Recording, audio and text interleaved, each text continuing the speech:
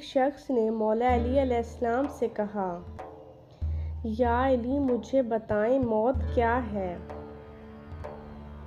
मौला अली अलैहिस्सलाम ने फरमाया, अगर मैं तुझे हकीकत बताऊं मौत क्या है तो तुमने यकीन नहीं करना।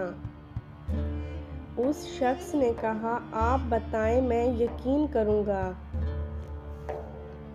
मौला अली अलैहिस्सलाम ने फरमाया, सुनो, मौत जिंदगी है। ये बात सुनकर वो शख्स खामोश हो गया।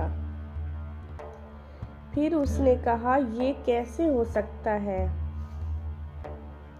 इंसान की मौत इंसान की जिंदगी हो।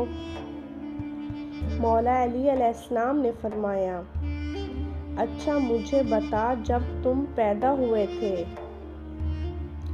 किस हालत में थे? उस शख्स ने कहा, मैं तो क्या, हर इंसान जब पैदा होता है रो रहा होता है।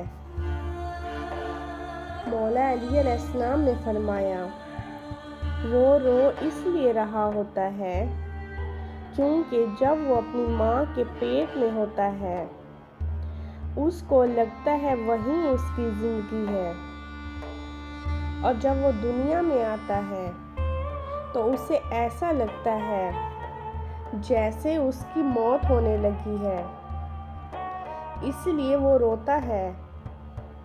और जब इंसान दुनिया से जाता है तो लोग रोते हैं कि इसकी मौत हो गई है, मगर हकीकत में तो वो असल जिंदगी की तरफ जा रहा होता है।